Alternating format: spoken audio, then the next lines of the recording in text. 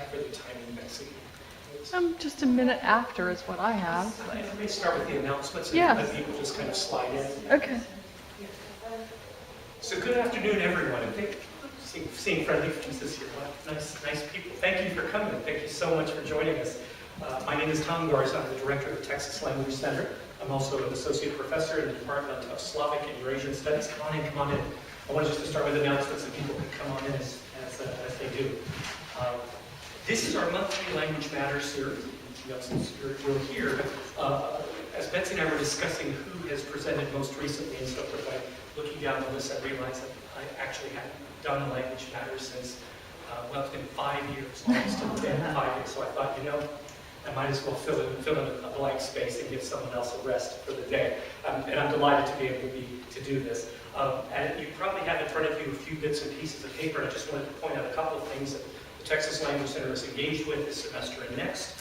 Before I start talking about assessment, on the little white sheet that kind of has some of the highlights of upcoming events, I want just to draw your attention to two things in particular off the top.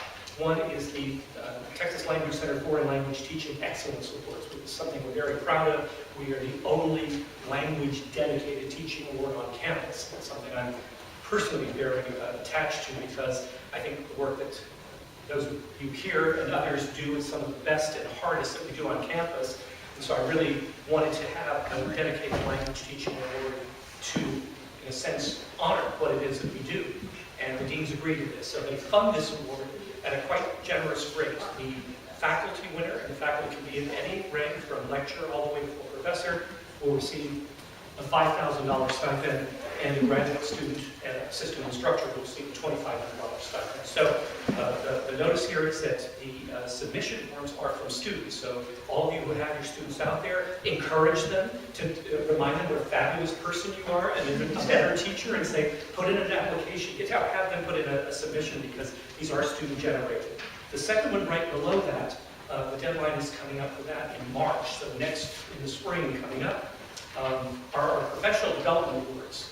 This is a separate pot of money that comes right out of the Texas Language Center's budget to help fund, to a modest but we hope reasonable extent, projects that you all might have in the works for improving your teaching, creating new courses, developing and expanding existing courses, and so forth.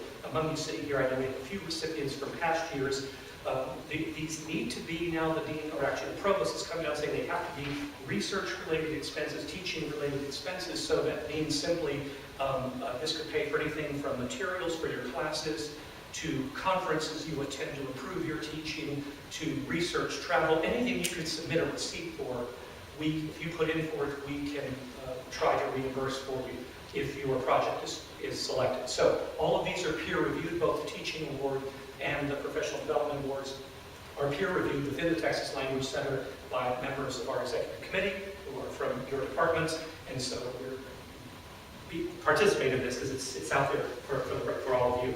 Also down toward the bottom of the page is two things to point out because they are coming up in the spring as well. The Tex Flex Conference coming up in February. This year is being held at University of Texas down in San Antonio, UTSA. And so there's a deadline there, December 5th, for submitting proposals to that if any of you are interested in doing that, as well as the so-called conference, which we are sponsoring here at UT. The Southern Central Association for Language Learning Technology will be housed and hosted here at UT this coming spring, and proposals for that conference are being accepted until January 15th. So if you are using technology in your teaching or developing materials for that using technology, submit to that conference as well. And finally, the last thing is we're asking you for any submissions of work you're doing now that you would like included in our spring 2015 Texas Language Center newsletter. If there's anything you've developed, you've gotten grants, if you've developed a new course, if you've done something really cool and outstanding that you want the rest of us to know about, let us know, and we'd love to include it in our newsletter. And that's it for the news stuff. In fact, let me turn to the subject today. I'm very excited because Betsy was the one who reminded me that I actually hadn't done this, presented in front of the Language Matters series in 5 years, that we had talked about topics of assessment for the kind of one-day-long conference we do, hopefully in your coming year, either next spring or fall. And I very much wanted to kind of try some things out here. I've been talking about this idea of multi-tiered assessment for some time now, and wanted to use this forum to be able to bring it to some of you and get some ideas from you as well on the subject. So what I have in mind here is an alternative to what, many of you are probably already doing, but an alternative to what still hangs out over so many language programs is the idea that there is a monolithic final exam on which about 50%, sometimes more, of the final student's grade is hanging, resting, and we tend, as instructors, often to think that it's only what the student produces on this exam or a series of exams that determines what he or she is able to do in the language. I want to poo-poo that right now. At least from my perspective on this, is that we probably have already been, since we're getting some proficiency movement moving in this direction, but really, I'd like to see, put it this way, I'd like to see it better embraced by our profession. The legacy of what we have in terms of testing is unfortunately a fairly sorry one. I say if there are any testing specialists out there, apologies ahead of time. I count myself among them, and so I'm attacking myself in this as well. In the 1970s, and certainly even into the 80s, testing often relied on discrete items that we, as the great all-powerful knowing faculty, deemed as the essential parts of our languages. Usually grammar, sometimes vocabulary, and if we were really good teachers, once in a while we might throw in a little bit of pragmatics or cultural information just to kind of liven things up a bit. But for the most part, we created instruments that looked strangely predictable. And I actually pulled just a couple of them just for fun, literally in the last 24 hours off the net of current stuff out there being used. One of my favorites here, no one here needs even to do Spanish to be able to figure out what's going on. This first one that has Yo soy de España, tú eres joven, which I thought was a nice thing to at least say you're young, because I could put any number of adjectives out there to say what you are and so forth. Ella es, nosotros somos, even have the wonderfully archaic vosotros form, and ustedes, the basic form of the verb to be, which is interesting enough because in Spanish there are two of them, and it's confusing a little bit in piece here, but we're back to what really had propelled testing for so many decades: discrete items, a particular point of grammar, little if any context. I'm sorry, but to say you're young out of context may or may not be relevant to something you may ever say again in your Spanish-speaking career, and very non-communicative. There's not even the way this testing instrument is set up here, where you're supposed to click it, fill in the red word, doesn't even have something where you might say, where are you from? Right? In Spanish, yo soy de España. Great, you've had a communicative moment, sort of. Well, that's kind of where we were. I pulled this, I probably won't be able to see this, but I'll give you a quick description of this only because it's terribly fun. This one I pulled from the ESL website. This is Grammar Assessment, English 9, Part 1, Writing Sample. So in your writing, you're going to need to use at least 5 sentences, right, from the following prompt. What makes a person a hero? There's your communicative prompt. What makes a person a hero? And you will include at least 2 simple sentences, 3 compound sentences, 3 nouns, 4 personal pronouns, 1 definite, 1 consonant, 1 personal, 1 relative, 4 verbs, 3 action, 2 linking, 4 adjectives, at least 3 must be adjectives other than articles, 2 adverbs, 3 conjunctions, and 3 prepositions. And let it be natural. Keep your writing sample very natural. And then after you write this piece of work, you go through and you now list the nouns, the definite pronouns, and monsters of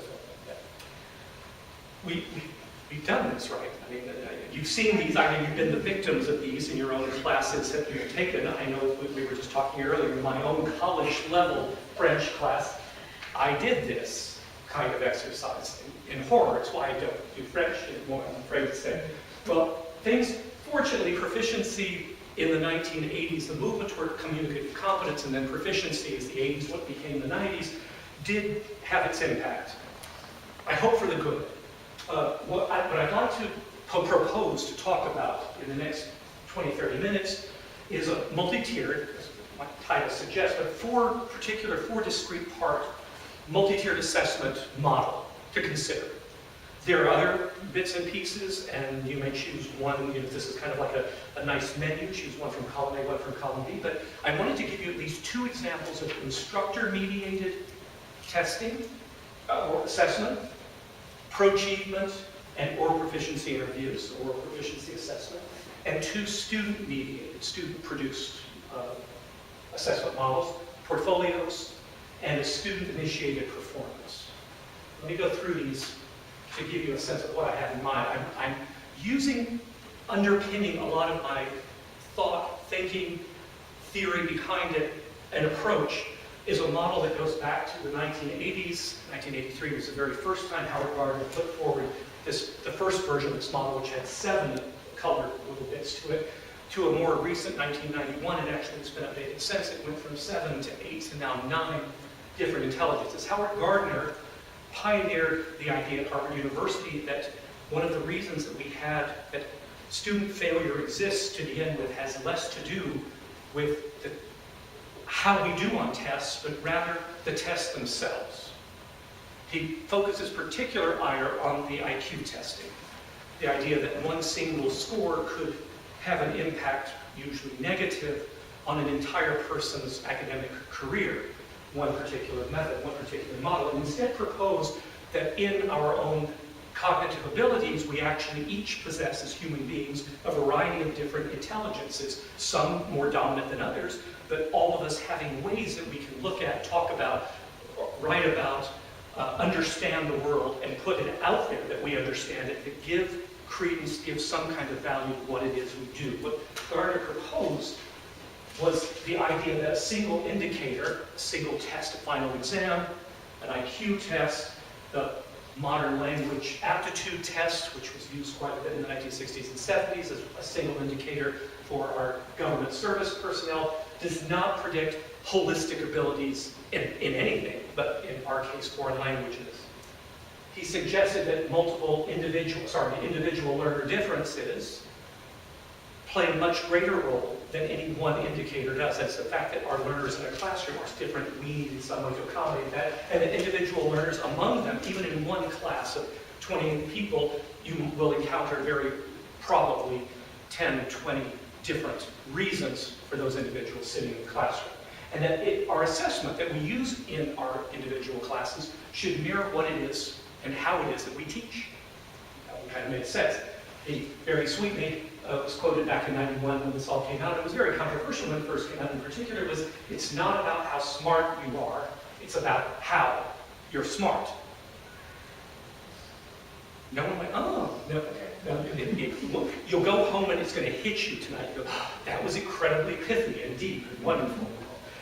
The idea here, again, is going to be a lot about what it is we do to assess these intelligences rather than any one particular indicator. So let me go through the 4 models, the 2 teacher models and then the 2 student models quickly to give you a sense of what I have in mind. So OPI, the oral proficiency interview, we've talked about this probably till it's been laid to rest more than once actually, for assessing spoken performance. The proficiency guidelines created by ACTFL back as early as the preliminary ones in '83, the first group in '86, and now there's a 2012, 2014 new edition of these guidelines actually cover all 4 of the basic language skills, so one can assess more than oral production. I'm focusing on the oral interview to begin with.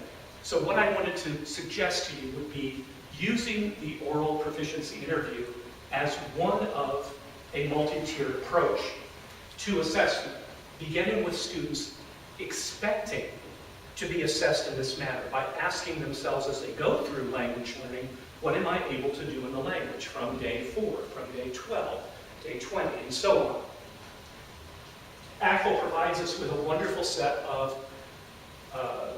instruments to do this actually online for free. On the ACTFL website, you can send, I send my own students to this site and say, take a look, basically try to find yourself, go through the can-do models and see where you are in speaking, reading, writing, and so forth.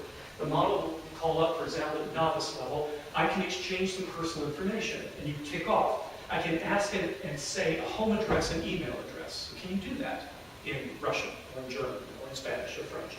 I can ask and say someone's nationality. Right? Where are you from? Ah, you're Italian. Right? I can ask and talk about family members and their characteristics, and so on.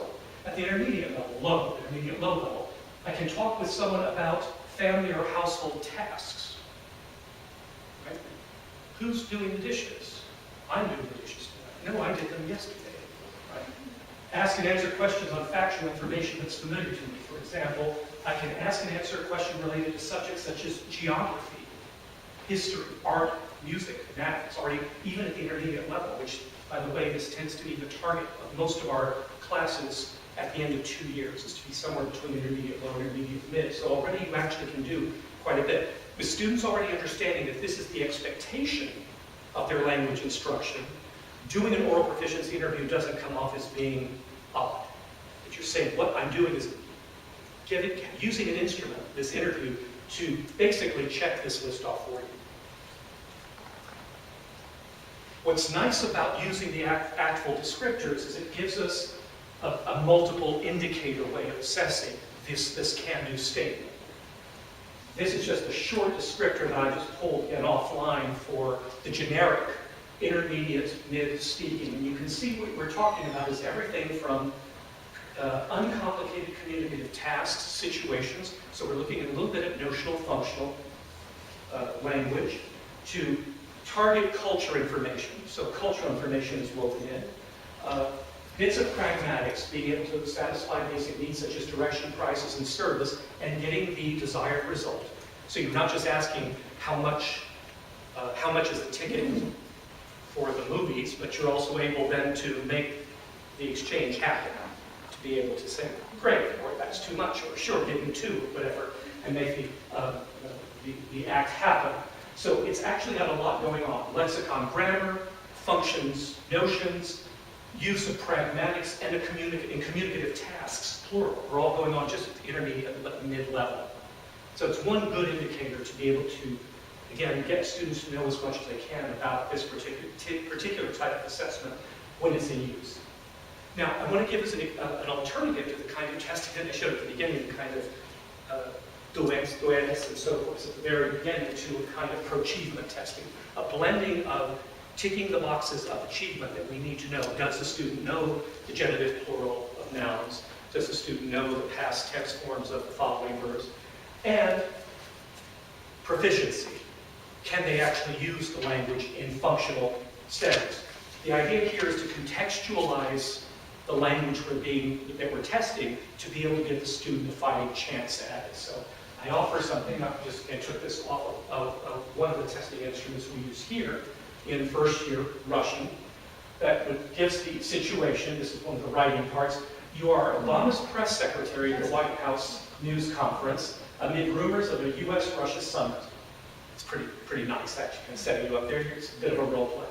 As you leave the White House, you're mobbed by Russian reporters. Rebuff their questions by negating what they ask you. So I'm looking for the forms of the negative. Russian uses double negative, like most good, healthy Indo-European languages. So we give an example. Excuse me, but what do you know about the meeting with President Putin? And the response, I don't know anything. In Russian, I don't know nothing. Right? So, nичего не знаю. So, number one, what did the presidents talk about? They didn't talk about anything. Where is Obama going in August? Obama's not going anywhere in August. What do you know about Putin's plans? I don't know anything about Putin's plans. Which is actually a pretty good answer, right? That's pretty good functional Russian. So I'm getting, as an instructor, I'm getting what I want. I'm getting, do my students know the double negative forms? But I'm also getting a lot more from this assessment instrument. Do they understand the communicative context that's here? Yes, I put them into the press secretary, but I'm actually saying all you're doing is really negating the information that's presented to you. Can you negate it? But it's done in a way that we're getting the student to understand these can-do markers in the testing. Oh, that just made me dizzy. There we go. Portfolio assessment. So now we're moving into the student functions of assessment. Student-centered as assessment. It's kind of nice to think about. It's an assessment tool that the student has pretty much full control over, right? No more guessing what's going to be on the test. No more asking those questions that frustrate us so much as instructors. Tell me what's on the test. What, do I need to know that for the test? Is that going to be on the test? Right. Student-centered here. The student knows exactly what's going to go into his or her portfolio because that person is creating it. And it's holistic assessment.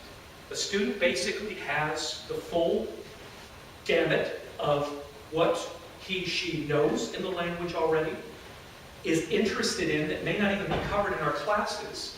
So I've literally had the experience of having, I'll pull a portfolio in a minute, a student of mine a year ago who was interested in horse racing. She was fascinated with it here in the States. She has a family, has 2 horses out in a ranch here in Texas, and she wanted to know if this even existed in Russia. I knew that races existed. I didn't know anything about them much at all in Russian. So I pointed her in the direction of websites and information, and from there it became a big part of her own portfolio. So what do I have in mind with these portfolios? First of all, there are two different types of tags that one can use on the portfolio. First of all, there can be either guided, that is, the instructor can say, the portfolio should include among the various bits and pieces information about the following. And this would be my saying, I need to make sure you have looked at these texts or been able to get on the internet looking at this kind of site, or having read enough of this literary work or enough of this nonfiction work. So I can guide some of them, or they can be completely open-ended. That is completely at the student's discretion, but the student's interest. They're highly, highly student-centered in terms of their format. The student picks and chooses the bits. I'll show you some in a minute here. They're interest-based. This is no longer the classic choice of the textbooks that we produce, which we work so hard to do, having a reading section, giving personal information here. First unit reading section, a section of a wonderful novel by a writer, Mikhail Bulgakov, in Russian, which many people find totally fascinating. I find it totally fascinating. I wanted it to be included in the first year text, and a lot of students find incredibly difficult and very obtuse.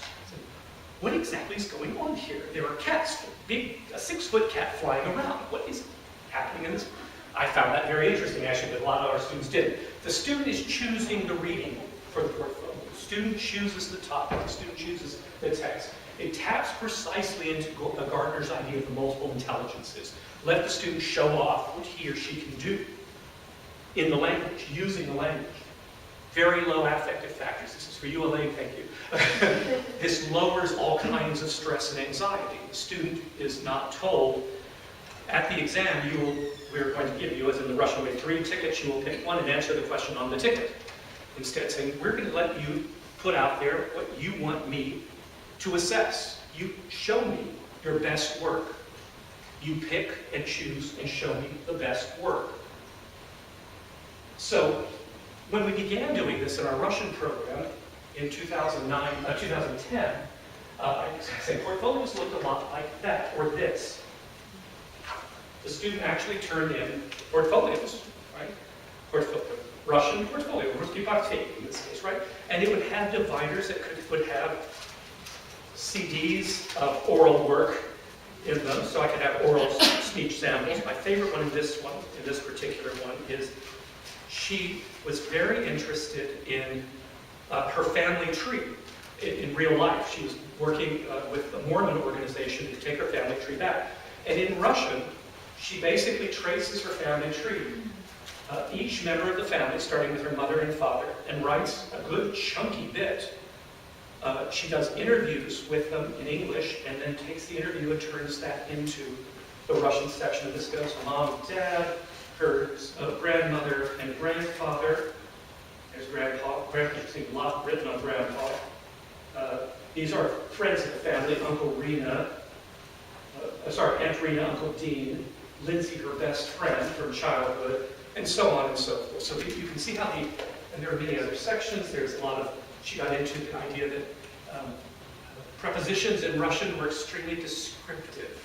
And so she used prepositions with pictures saying that were kind of unusual. The turtle is under the cloud, that kind of thing. Students got very creative in them, but they were really pretty much these hard, actual physical objects. Today, we get 2 things. I, in fact, get none of the kind of hard copy now. Either the student hands me a flash drive that says my stuff's on it, which is kind of cool, because now the portfolios include not only hard copy bits of work, they also include sound recordings, little skits being acted out, often on film, little video clips, sound clips, all kinds of things on the portfolio, and some even do their own websites. There we go. So I get, this is literally, I'll read this bit here that says, the student has created, this is my first year class, this is one from this year. This blog was created for the portfolio project for my Russian class at UT. The descriptions of my posts will be mostly in Russian, but I will also add English translations under the cut. The name of this school is likely derived, so she found this site about Russian wizardry, which she then created into her blog, from the word for, she says, a misspelling of the word for witchcraft and the word for creator, putting together, meaning a kind of Harry Potter wiki that she's created. And so this is the founder of the blog that she comments on, and then underneath it, yes, it's got mistakes in it, that's kind of the fun part, right? Let's say Misha Collins was born, using the English, on the 20th of August of 1974. He was born Cox, so there's some mistakes here in the Russian, but he's an actor and so forth, talking about him. So that's one entry. She does another entry on food items here, where she goes and visits this particular website that has different sections where you order food online, and then has groups that say, these are the foods that I knew when I got online. I could recognize ice cream, milk, butter, cheese, fruit, and these are some now that I've now learned, having been to the website. Yogurt, margarine, spreads, lettuce, avocados, grapefruits, mangoes, and so forth.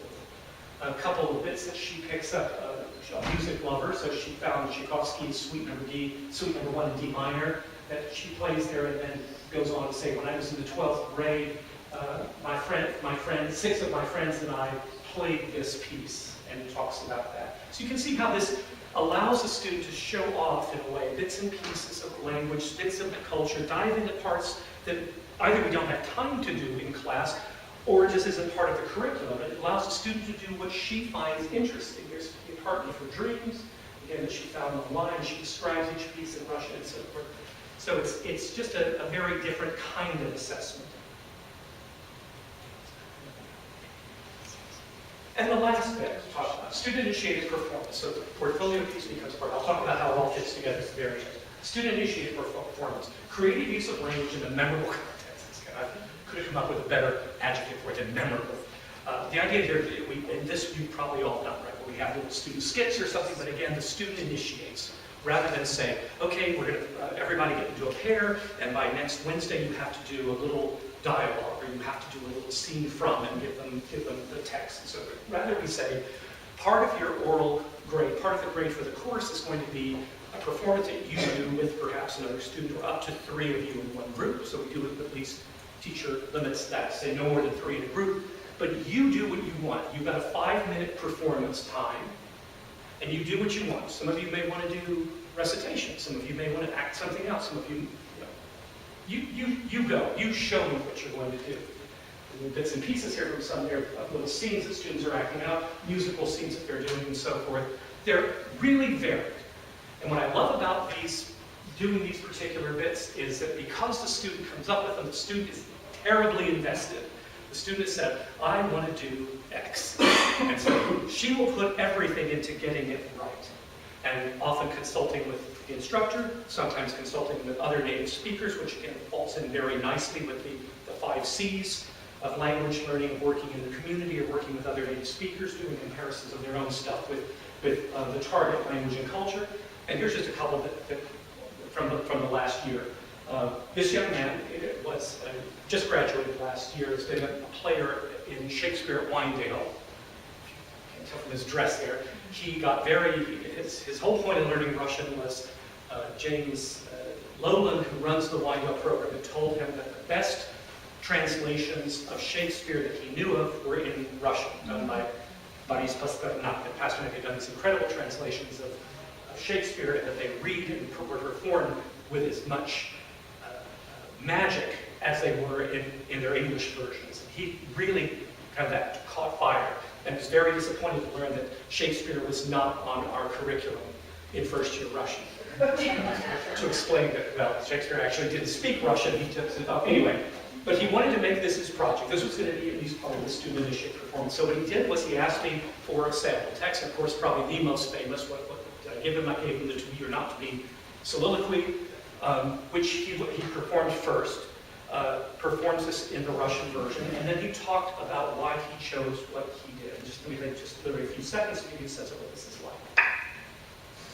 Здравствуйте, ребята. Здравствуйте. Сегодня я иду So одежду, today I'm dressed in clothes from я Shakespeare хочу делать мир Гамлета. because I want to create for you the world of Hamlet. Я читаю, в этом семестре я читаю драму Гамлет I'm reading the play Hamlet Уильяма Шекспира.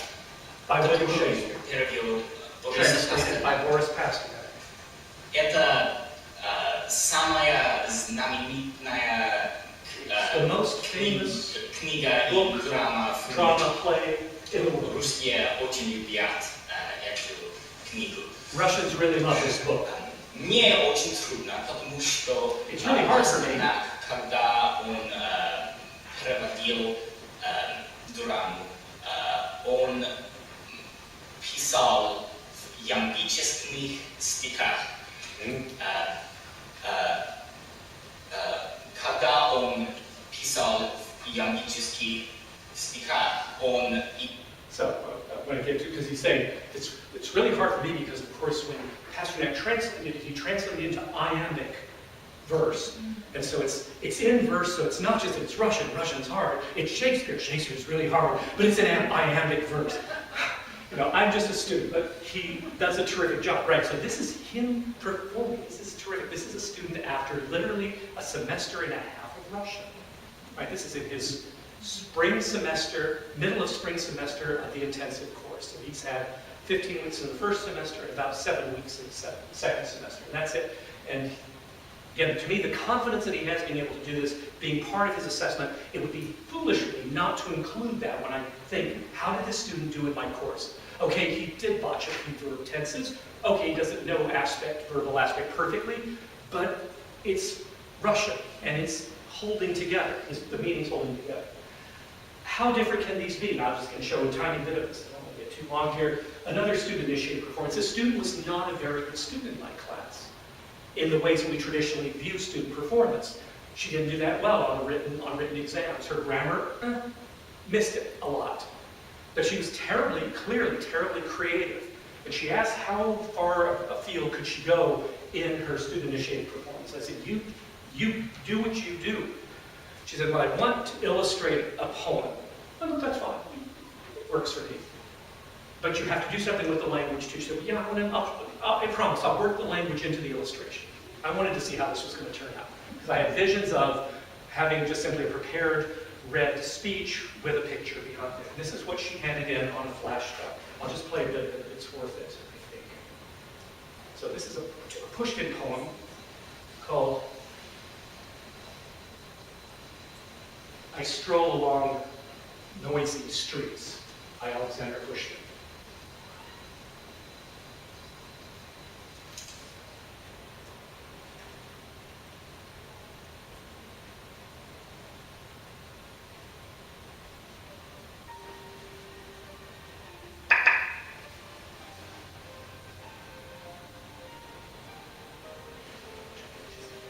Прожил я в том улиц шумных.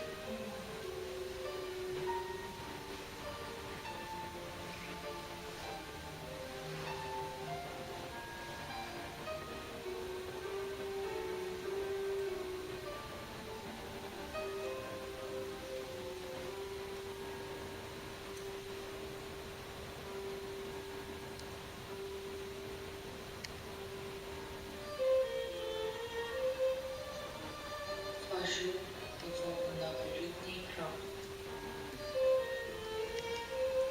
Сижу меж юношей изум. Я предаюсь моим мечтам.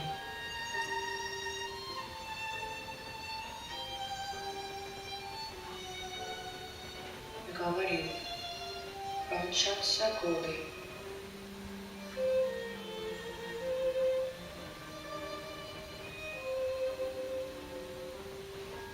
whole thing is about 5 minutes, so we just quickly go to the last bit and it goes into color.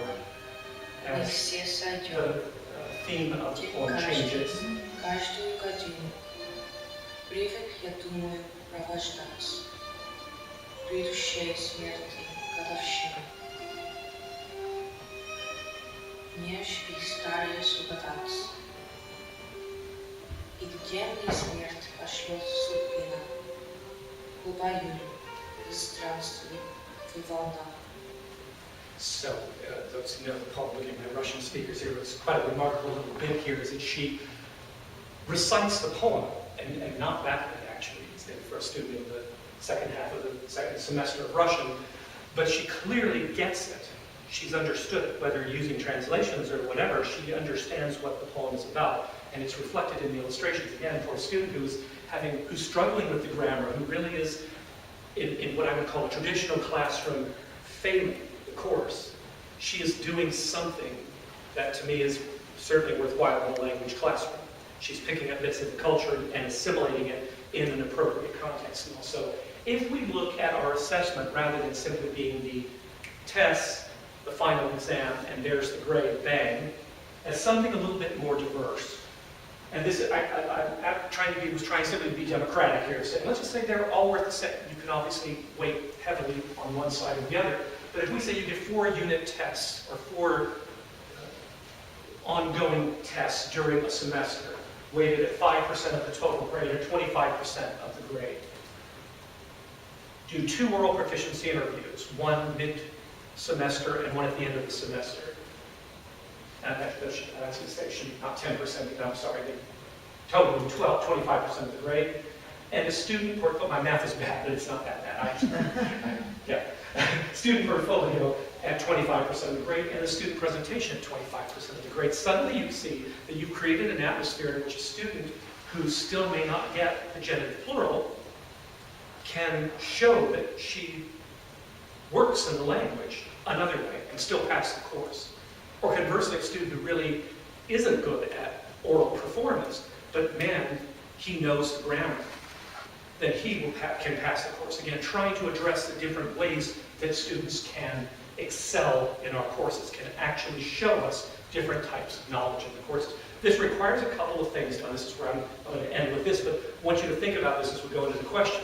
It does change how we put our courses together, literally from curriculum to presentation, what we do in the classroom. So if you go from the traditional, here's the textbook, and we're all moving away from this with blended classes and even flipped classrooms, from here's the textbook and here are my testing instruments that match up with the book. Okay, that seems on the surface, at face value, to say, well, I'm testing what I teach, right? I'm writing a test that fits the textbook. But is it really giving us a full portrait of what the student can do in the language? So I would suggest that we try redesigning our curricula to formulate different types of, to approach different types of approaches to different types of intelligences. Can our students perform? Can our students, proficiency, can they speak out? Can they write? Can they read? And different ways then that we can assess those through the portfolio, through a presentation, through traditional testing, albeit more pro-achievement than the old-fashioned, here's a verb conjugated, right? Put it more into context. And in that way, we create courses that, in my view, are much more intelligently designed, and assessment that reflects back on the kinds of courses we've created. So I'm dying to hear your thoughts, your questions, your objections. Daggy, please. Tom, would you suggest that this method is appropriate for beginner classes all the way through more advanced classes? I'm basing all this on my own experience here, which is from year 1. Now, I really started thinking more about multi-tier assessment when I started teaching the intensive courses. And I think it had to do with the fact that they're moving so fast. Assessment could not take the big, I just couldn't afford to take the time out to do single-tiered assessment. I couldn't do the unit-by-unit testing every week, because that's how fast we're moving through the material. So rather, I wanted things to be more along the way, different ways that students could submit. You know, here we'll do a check of your portfolio, how are you doing? Here you'll do a bit of your presentation, you can show us the rest of the class how your performance is coming along. And so it made sense, it fit the intensive format. But I do like it in general from the first year on. Obviously, the more advanced students get, by the time we get to third year, I think the richer some of these types of assessment can become, especially the performative parts of assessment. The portfolio surprised the heck out of me. I really did expect more a collection of work, you know, little pieces of paper. And even from the first year where they were slipping in CDs and things like that, then, you know, I kind of did some reading. Or I was with a native speaker. My classic one that I had was, you know, I took a Russian out for coffee and recorded our conversation. I wanted you to hear what we talked about, that kind of thing. It's getting all kinds of really creative things, and that inspired me to think that there were more creative ways to put the portfolio out there. And now the students do all of them, basically. I get maybe one or two of these physical portfolios now in a class of 25. Most of them put them online or have me a flash drive. And one more question. Sure. With respect to rubrics for grading. Yes. Because we get such a diverse set of products. Right. Then how would you go about it? I mean, I should have brought up a sample. I try to do something that are very simple. For me, the simpler the better in terms of making the students feel comfortable about them. So usually they have 4 sections to them that do include use of language. You know, so is the Russian any good? Basically, you know, even for a woman who's reciting the poem, I want to look at the linguistic bits and pieces. How's her pronunciation? Do I get a feeling that she understands what she's saying as she's reciting the poem? So use of language is one of them. Cultural content, context. Have you understood that this is not language that's isolated just in the middle of the desert, but actually part of the Russophone world or the Hispanophone world? The third part is actually quantitative. Is have you given me a good sample, or are you just giving me like a couple of words? Right. So it's one for quantity, and then the last one is the most, to me, subjective one. That is the overall effect of the material you submitted. Does it make you feel, you know, as a reader of it, do you get a sense that this person gets it? You know, just even looking at the apartment of the apartment of my dreams. You know, did she actually try to put together a cogent plan for an apartment? And so each one of these I count as 25% of, you know, 25 points to a total number at the end. But they're subjective to the extent that if someone presents something that is hard copy like that, I may be able to look at language more discreetly than something that's produced online and it's just an oral presentation. So yeah, there is still a lot of, to me, subjectivity of the evaluator. Can they get to know the breakdown? Absolutely, beforehand. They know what I'm going to be evaluating them on. That's, to me, the whole point of it. The rubric makes no point if they don't know in advance what it is I'm looking for when they get their score. And in fact, they get back, when they get the portfolio, for example, where they're oral, they'll get a copy of the rubric is where I took points, where I awarded or took away points and for what reason. So good performance, pronunciation, not so much, you know, that kind of thing. Yes, ma'am. Yeah, well, like ideologically, I'm totally with you, and in practice, I tend to veer in this direction also. But I'm just thinking of 25 portfolios at the end of the semester, in addition to all the other things you're going to be looking at, like for the other assessments. And I'm thinking, man, that's a lot. That's hours upon hours. And so, like, how do you approach kind of striking that balance between making sure you're not doing some kind of cookie cutter assessment that is very superficial and really delving into the individual language of each student? Holistic assessment is time consuming. Full stop. Best ways I can come around and get around it is to break it up in pieces so that I ask students, you know, I usually assign checks of the portfolio twice during the term, and then they turn it in at the end so that I've had time to do kind of more like homework along the way, once in October, once in November, to look at where the portfolio is at that stage, and it makes the final grading a lot quicker. But then I do that 3 times, right, because I've done that in October, November, and then a December assessment.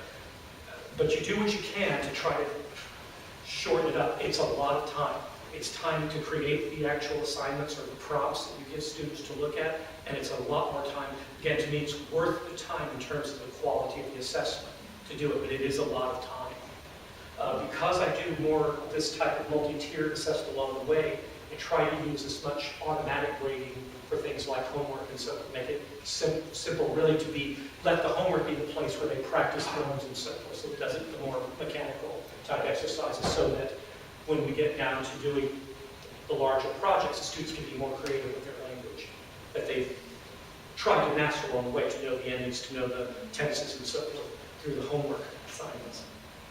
Yeah, so it's, I wish there were, I just, I have a grading system for this. I don't. It is a lot of time. And I look at my cohorts in crime here, and I know how much time we spend doing this. You get this, at the end of the term, I get 2 big sacks of portfolios. That's one reason I like the fact that they're not putting online where instead of have to carry around the actual physical thing. Some of these, some of them just because she did such some of the, it's not gendered, by the way. Women and men both will go really nuts with the glue stick. And some of these just go, I mean, really look at this, and seriously, just Moscow Metro and things, and she stops and she took and so forth, yeah. So this format was really kind of cool to look at, but it was just hell to carry around in December. So, yeah. Thank you so much. Tom, just 2 questions real quick. One, do you give specific direction within the portfolio? Like all the class have to do, they're free to choose their topic, but you do give yes, there's a guideline sheet that says, kind of what should be, what do you do in a what does a portfolio assignment look like, right? Is it just a bunch of words? No, obviously not. You do focus the assignment. I actually give them, as I said, it can be sort of guided, so I give them some sample websites to look at where they can pull information, but again, they may not be on the topic the student's interested in. But I say, you can take from this list that I've given you of pre-prepared topics, and usually I say about 1/3 to half can come from that list, but the rest I really want them to come from you. I want you to say, what are you interested in, but put them in the format that I've shown you. Right, so the format, you established the format. We established right? that ahead. So you had to have, let's say, an oral, something like That's a conversation with the That's Russian or a composition, right? Everything has to have a thing at the kernel of it. Everything has to have sort of, to fit in with this whole proficiency orientation, to have a kind of task attached to it. What are you trying to do or show or find out? In this part of my portfolio, I want to show you that I can what? Here's how I'm going to show you that I know and can do this. So I can arrange my apartment. I can shop in a grocery store. Right? I can, from a list, I can pull out things to get in the grocery store. And I'm actually pulling things that I just saw in this one. Right? I can talk about my family. I can talk about members of my family. Right? I want it to be a kind of task-based object that they put out there. And are you still using a textbook? Yes, absolutely. Okay. Absolutely. That still runs the core of the class. So these are all things that kind of float around the side. I have abandoned bits and pieces of the textbook, things like focusing on the reading passages in the text because their interests are so diverse now. I mean, it used to be, my generation was basically philologists were in language classes. Right. People who were learning the language to read the literature. That's why we did it. I want to read Tolstoy, I want to read Bulgakov and so forth. And now I've got engineers, I've got nurses, we've got people from all over, as you know, right? And so I can't just say, everyone's going to want to read this Chekhov story because you're going to love it. No, absolutely. I agree with you. In Italian, what we do in second intensive, we use ITAL video for the cultural component. But through the ITAL video, we try to ask them to create skit in class, their performance, but also blogs. And then they end up, the group with the blogs end up with a digital story. Right. So that's the way of the kind that's of a whole sequence of can-dos. Right. That's a terrific way of getting at it. Exactly. And it's not that I want them, I don't want them to lose the cultural base that is, how can you finish, 2 years of the equivalent of 2 years of Russian and not know who Tolstoy is, not know who Pushkin is. We put it in, but it's not going to be like the focus of a text that they all have to do. Rather, in fact, I use a lot of their presentations, those who start to do things like let's do a little bit of Pasternak, right? Because you're doing, since you're doing Shakespeare's Hamlet, let's talk a little bit about this guy who did the translation. Real interesting guy. So a little bit of the class might go to that side. Yeah, Leslie, please, I'll come back around here. Have you been faced with a situation where you feel that in the portfolio the student has not actually produced the work themselves? That's one of the reasons I do the interim checks. The short answer is yes. Yeah. Yes. One of my big enemies the first year I started doing this, Google Translate, preserved me. I mean, the good news is it's there. It's terrific technology. The bad news is the students use it as though it works. And we can recognize instantly any educated instructor or even a non-native speaker, you read what's produced and it reads like Google Translate. So that was a big problem the first year we started, because now I'm able to sort of say, guys, just be aware. I will know if you use Google Translate. I will know if you used a native speaker at this level. I know where your level is. I hear you in class every day. If you suddenly are producing flawless Russian, there's something wrong here. So the interim checks allow me to give feedback to the students, say, either stop it, I get it, don't do that again, or to be able to say, if you continue, let me tell you how you need to continue in order to get the kind of assessment you're looking for. Yeah, but you're absolutely right. Unfortunately, yes. I have one other question about the Pushkin poem. Was the student reciting it a heritage speaker? No. She's a Korean American. She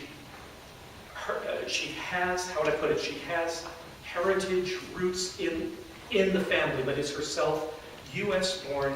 Her mother was, I want to say, second generation Korean Russian. So there is in the family on the mother's side. Her father, 100% Korean American, I should say.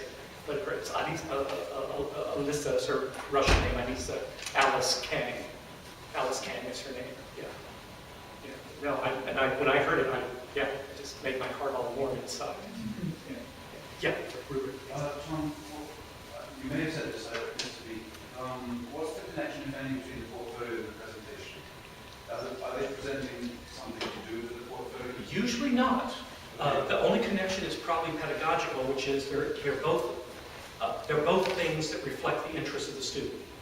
Right. But they're rarely, I'm trying to think if any of them have been part of the portfolio. I don't think so.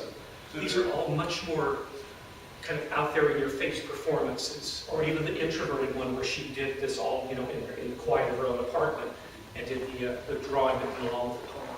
Yeah. So do the students get to see each other's presentations? Yes, we do that. That's part of the last bit of class. Yeah, during the last week, and we meet usually once, sometimes twice. Last year we had to meet twice during dead days to do, because that is part of this, to show you can do this, right? And I'm filming. They know they're going to be filmed doing this. Yeah. Elaine, please.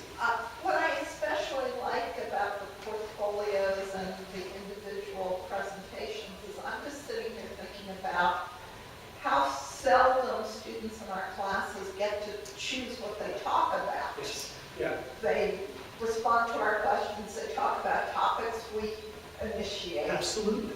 Or the textbook. That's right. Or the textbook. We've done our very best to create textbooks that reflect, best practices, but it's not going to get to every student. It's not. Yeah. And then if they're ever going to actually use Russian, they're going to want to talk about whatever they want to talk about. More than the millennial generation is incredibly into this idea, but I want to be able to talk about the fact that I have 2 racehorses in Russia, and that's not in the textbook. Why don't we talk about racehorses in the textbook? Horses aren't in the book. Sorry. No, you're absolutely right. No, doing this, I have to admit, I keep going back to my own, especially college, more than high school, even experience in foreign language learning, and saying, where was all this in the 70s? Why weren't we doing this in the 70s? Yeah, please. I have one last question. Yes, please. So in our intensive curriculum, we also give 20% of our grade to everyday participation. Sure. And we spelled all out in the syllabus what does that mean? Every day they get a point, like 3 points means you got there in time, you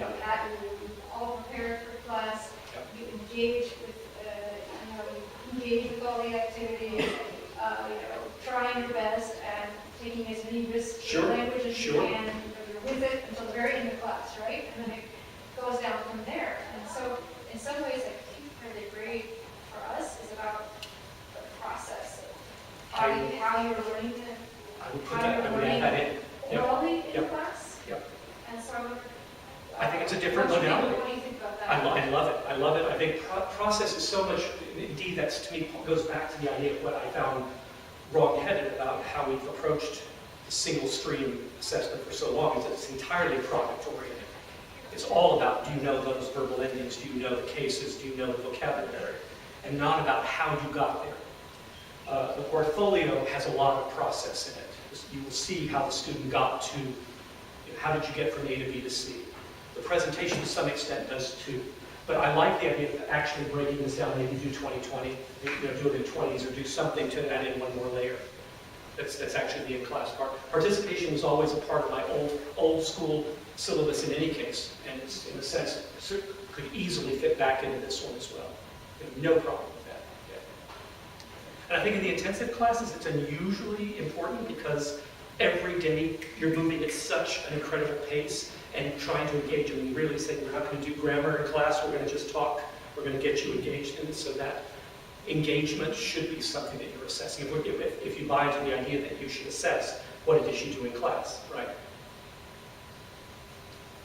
I mean, I still remember old school was that we do an oral at the end of class, and we never really did oral exams until we did the final. And it always came off as a kind of red herring, but suddenly in December the students were being told, and now you're going to have an oral. What? how do you do these orals? And so no, I like the idea that if indeed what you're doing in class is this process-based learning, that should certainly be a significant part of their assessment as well. I know people are getting off to class and all that. I cannot thank you enough both for the feedback that I got from your questions and the incredibly nice audience.